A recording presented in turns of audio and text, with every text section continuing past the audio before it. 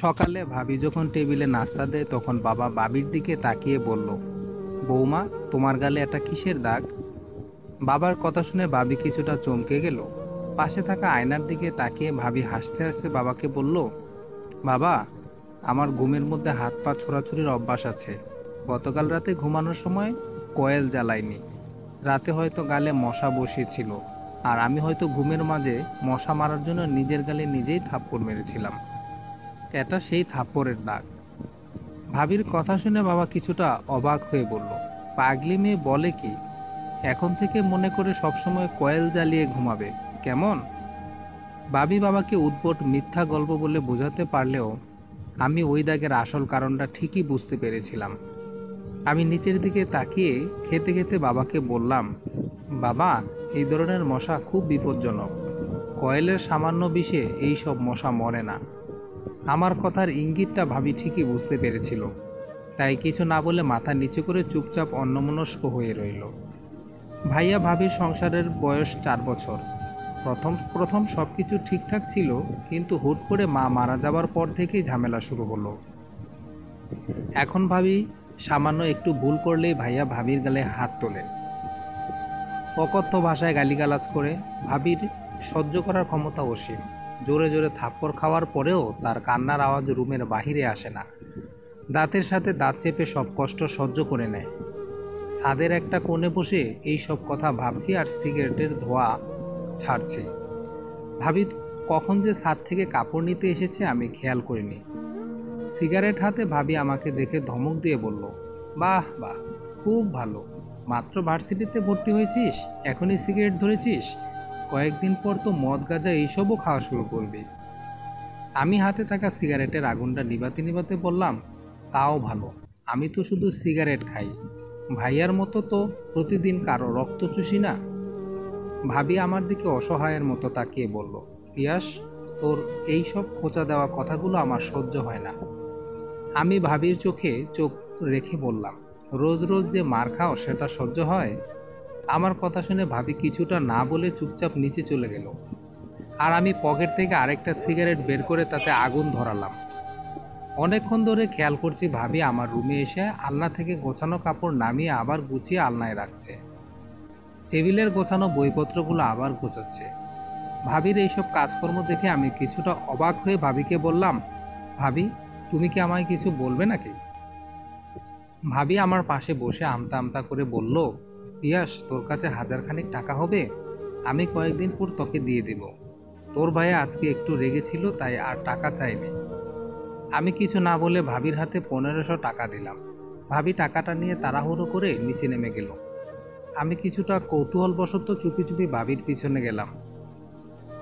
নিচে গিয়ে খেয়াল করে ভাবি তার ছোট ভাইকে টাকাটা দিচ্ছে আর বলছে, তোর দুলাভাইয়ের কাছ থেকে নিলাম, তোর টাকা লাগবে শুনে তোর দুলাভাই তো হাসতে হাসতে 2000 টাকা দিল।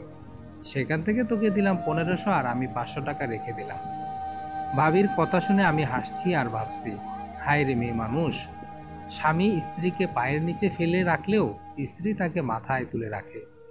স্বামী হাজার অন্যায় করলেও সেটা কারো কাছে বলে না, বরং নিজের স্বামীকে সবার কাছে বড় করে তুলে, যতই নিচে ছোট থাক। বিকেলের দিকে আমি আর বাবা ব্যালকনিতে বসে আছি। বাবা পত্রিকা পড়ছে আর বলছে, এই দেশে কিছুই হবে না, দেশটা পচে গেছে, নষ্ট হয়ে গেছে, চারদিকে শুধু খুন, আহাজারি, ধর্ষণ আর নির্যাতন। এমন সময় ভাবি এসে বাবাকে বলল, বাবা, আমি একটা জব পেয়েছি, মোটামুটি টাইপের, খুব ভালো একটা জব। ভাবির কথা শুনে আমি হাসতে হাসতে বললাম, তুমি জব পেয়েছো সেটা এমন আসামির মতো শুকনা মুখে বলছো কেন? আমার কথা শুনে ভাবি নিচু গলায় বলল, মামুন, অর্থাৎ আমার বড় ভাই, সেটা মেনে নেয় কি না বুঝতে পারছি না। বাবা তখন মুচকি এসে ভাবিকে বলল, চিন্তা করিস না মা, মামুনকে আমি সব কিছু বুঝিয়ে বলবো। রাতের খাবার টেবিলে বাবা যখন ভাইয়াকে ভাবির চাকরির বিষয়ে কথা বলে, ভাইয়া রেগে গিয়ে বাবাকে বলল, আমি কম টাকা কামাই করি না নাকি যে আমার বউকে চাকরি করতে হবে? তখন বাবা বলল, চাকরি কি শুধু টাকা কামাই করার জন্য করে রে? সংসারে আমরাও শুধু 3 জন, কাজের লোক আছে 2 জন। বৌমা চাকরি করলে সমস্যা কি? তুই হাজার হাজার টাকা ইনকাম করলেও বৌমাকে কি কখনো 500 টাকা দিয়ে বলেছিস এটা তুমি খরচ করো? মেয়েটা আজ একটা চাকরি পেয়েছে, করলে দোষের কি? বাবার কথা শুনে ভাইয়া আরও রেগে গিয়ে বলল, আমি চাই না আমার বউ চাকরির নাম করে অফিসের কলিগদের সাথে গিয়ে ঢলাঢলি করুক। ভাইয়ার এমন নিম্নমানের কথা শুনে নিজেকে আর কন্ট্রোল করতে পারলাম না। জীবনে এই প্রথমবার ভাইয়ার চোখে চোখ রেখে বললাম, তুমিও তো চাকরি করো, তার মানে তুমিও নিশ্চয়ই তোমার অফিসের মেয়ে কলিগদের সাথে ঢলাঢলি করো। তা না হলে এমন নিম্নমানের চিন্তা তোমার মাথায় আসার কথা নয়। আমার মুখ থেকে এমন কথা শুনে ভাবি আমার গালে থাপ্পড় মেরে কাঁদতে কাঁদতে বলল, তুই খুব বড় হয়ে গেছিস তাই না? বড় ভাইকে যা তা বলছিস। আমিও তখন চোখের পানি আটকে রেখে ভাবিকে বললাম, তোমাদের মতো মেয়েদের না গলা টিপে মেরে ফেলা উচিত, কারণ তোমাদের মতো কিছু মেয়ে আছে যারা স্বামীকে মাথায় করে রাখে, যার ফলে ভাইয়ার মতো কিছু কাপুরুষ সেটার সুযোগ নেয়। ভাইয়া তখন প্রথম তোমার গালে থাপ্পড় মেরেছিল, তোমার উচিত ছিল সেই দিনই ভাইয়ার বিরুদ্ধে নারী নির্যাতনের মামলা করা। তাহলে হয়তো ভাইয়া তোমাকে দ্বিতীয়বার থাপ্পড় মারার আগে একটু হলেও ভাবত। বাবার দিকে তাকিয়ে বাবাকে বললাম, তুমি দেশ নষ্ট হয়ে যাবার কথা ভাবছ, অথচ তোমার অজান্তে যে তোমার ঘরটা নষ্ট হয়ে গেছে সেটা একবারও ভাবনি। আমি আর শ্রাবণী ভার্সিটির ক্যাম্পাসের একটা কোণে বসে আছি। আমি শ্রাবণীকে তখন বললাম, আচ্ছা, আমি বিয়ের পর কখনো যদি তোমার গালে থাপ্পড় মারি তখন তুমি কি করবে? আমার কথা শুনে শ্রাবণী বলল, আমি তোমার নাক বরাবর ঘুষি মারব, অন্যায় করলে বুঝিয়ে বলবে, আমি শুধরে নিব, শুধু শুধু মারবে কেন? আমি শ্রাবণীর কথা শুনে হাসতে লাগলাম আর ওর হাতটা শক্ত করে ধরে মনে মনে ভাবতে লাগলাম, আমিও চাই আমার স্ত্রী এমন হোক, ভাবের মতো অন্যায় সহ্য না করে অন্যায়ের প্রতিবাদ করুক।